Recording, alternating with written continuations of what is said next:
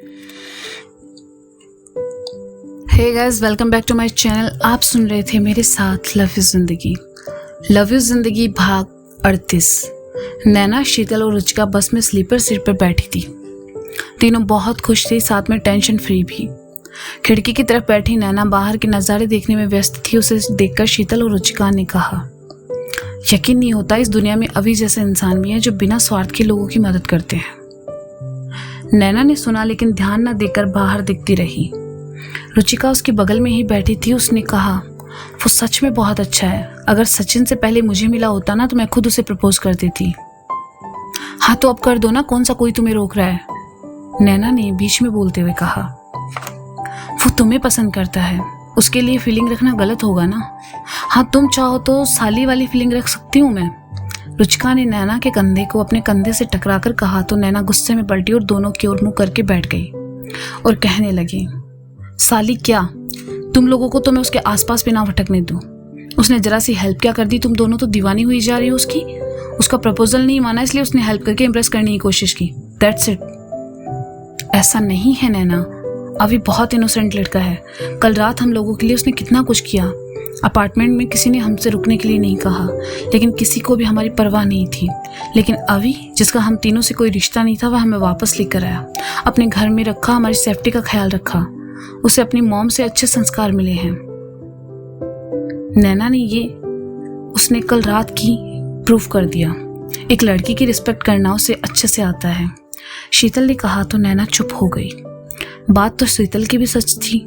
फिर नैना को क्या हो गया जो उसे अभी से चिढ़ होने लगी थी। शीतल के बाद रुचिका बोल पड़ी, और तुम्हें लगता है कि उसने सिर्फ तुम्हें इम्प्रेस करने के लिए ऐसा किया है? नहीं नैना, ऑफिस से देर रात लौटते वक्त एक बार अभी ने मुझे भी 2 लड़कों से बचाया था। वह जब भी हम लोगों से बात करता है उसकी नज़रें हमेशा झुकी रहती है। हमारे साथ वो पिछले 1 महीने से रह रहा है लेकिन कभी उसने किसी के साथ कोई बदतमीजी नहीं की। और तुम्हें भी तो उससे रात अभी ने ही बचाया था, फिर तुम उससे इतना क्यों चिढ़ती हो? आई डोंट नो यार, पर जब वो मेरे सामने होता है पता नहीं मुझे क्या हो जाता है, मैं कुछ बोल ही नहीं पाती हूँ, नैना ने कहा तो रुचिका मुस्कुराने लगी और कहा, इसी को तो प्यार कहते हैं बाबू। तू इतनी गुस्से वाली, अभी इतना शांत, क्या मस्त रोमांटिक लव स्टोरी बनेगी ना तुम्हारी। ओ प्लीज शट अप, कहकर नैना ने ईयरफोन के दोनों लीड कान में लगा लिए और फोन पर फुल वॉल्यूम में गाना चला लिया, जिससे उसे रुचिका और शीतल की बातें सुनाई ना दें। शीतल ने देखा तो रुचिका से कहा, रुचि, नैना बहुत हार्ड है, अभी का प्यारे से इतनी जल्दी समझ नहीं आएगा। तू इसे परेशान मत किया कर, जिस दिन समझ आएगा ये खुद बताएगी हमें, देखना।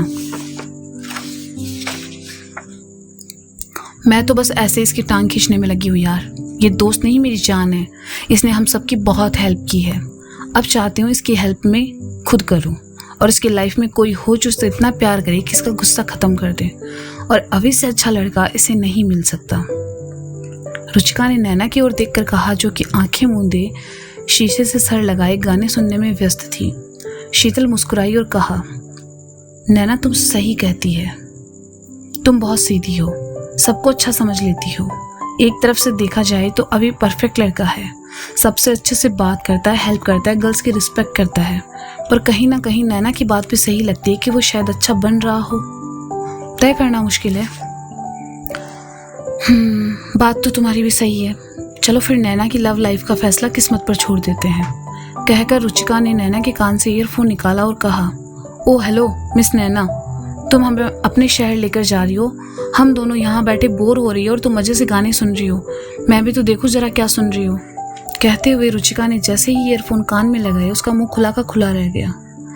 शीतल ने आंखों से इशारा किया तो रुचिका ने उसके कान में भी ईयरफोन लगा दिए। शीतल ने सुना तो अपना सर पीट लिया, क्योंकि नैना जो गाना सुन रही थी वो गाना कुछ ऐसे था।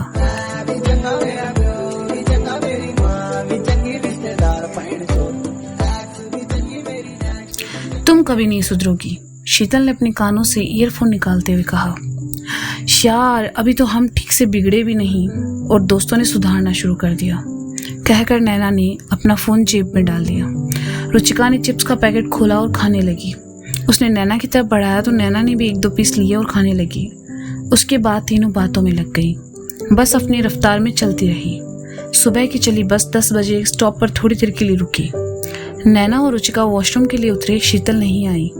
उसके बाद बस चली तो दोपहर के 1 बजे रुकी। जिन्हें खाना खाना था वो सभी नीचे उतरे। नैना, शीतल और रुचिका भी बस से नीचे चली आई। बैठे बैठे नैना की कमर अकड़ चुकी थी। बस से उतरकर वह अंगड़ाई लेने लगी।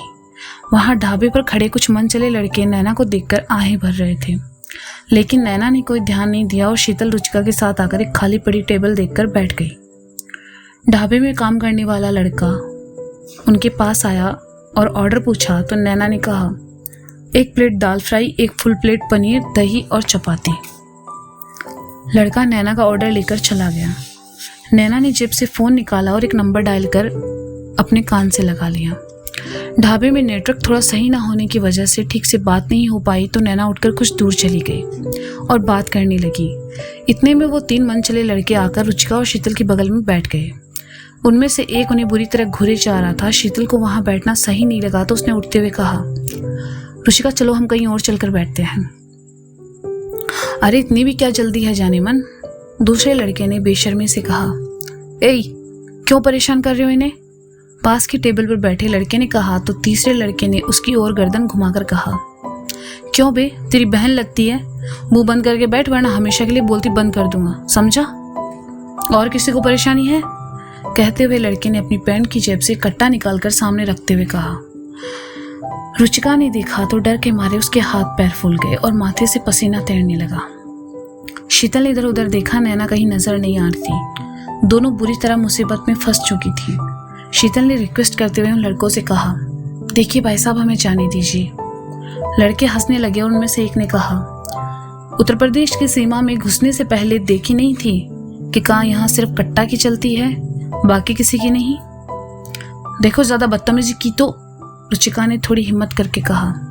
तो क्या बे, क्या करोगी, मारोगी? लो मार लो, तुम्हारे हाथ से मार खाने में भी मजा है। लड़के ने गुटके से रंगे अपने पीले पीले दांत दिखाते हुए कहा तो रुचिका डरकर चुप हो गई। नैना को इस बात की भनक तक नहीं थी। वह फोन पर बात करके वापस आई। उसने चाय वाले से 1 गिलास चाय देने को कहा और उसे लेकर अपने टेबल के पास आई।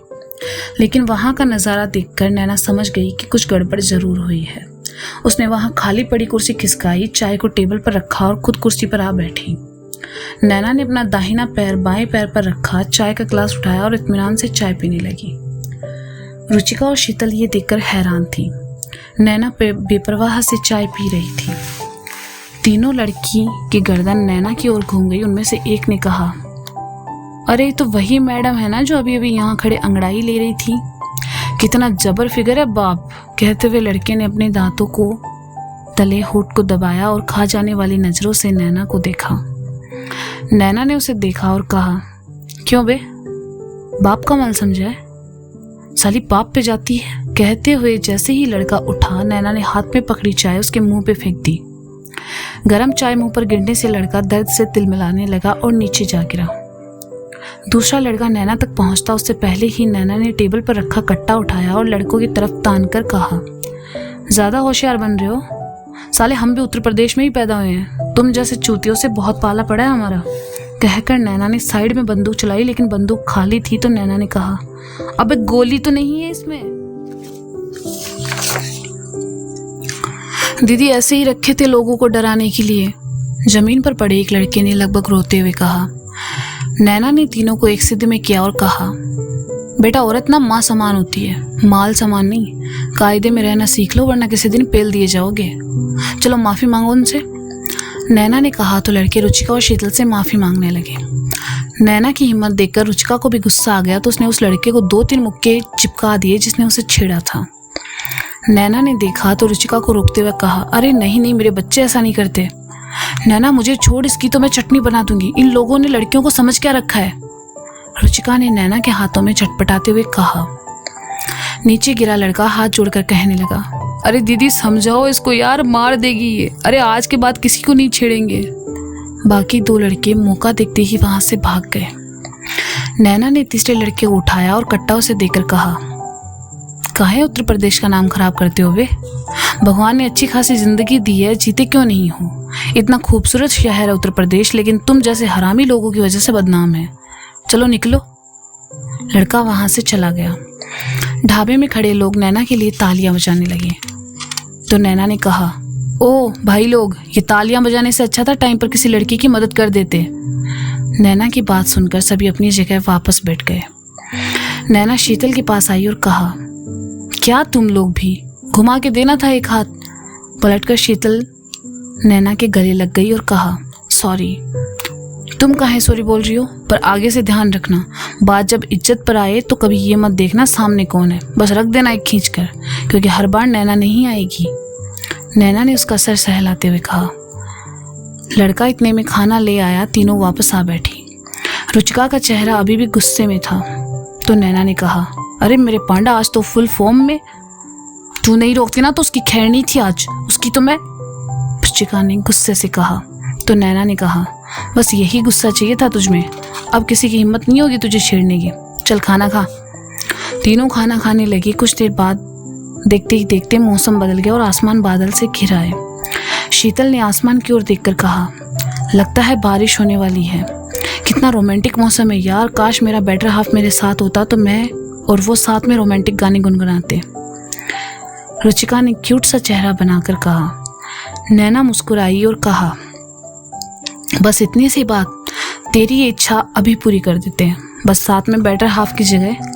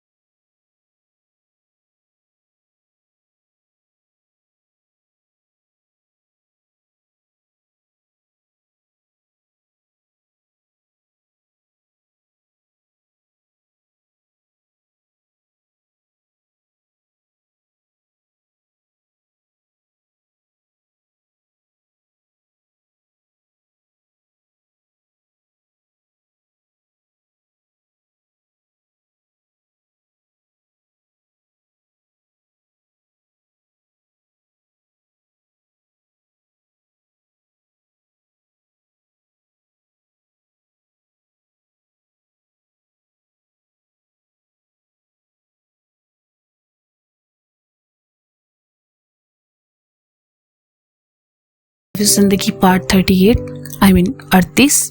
इसका अगला भाग आप जल्दी ही सुनेंगे मेरे चैनल पर। तब तक के लिए शुक्रिया, बाय बाय, अपना ख्याल रखें और सुनते रहिए लव यू जिंदगी। एंड हाँ, लव यू जिंदगी सॉन्ग मेरी बहुत अच्छी दोस्त शमा खान ने लिखा है, जो कि उसका अपना गाना है।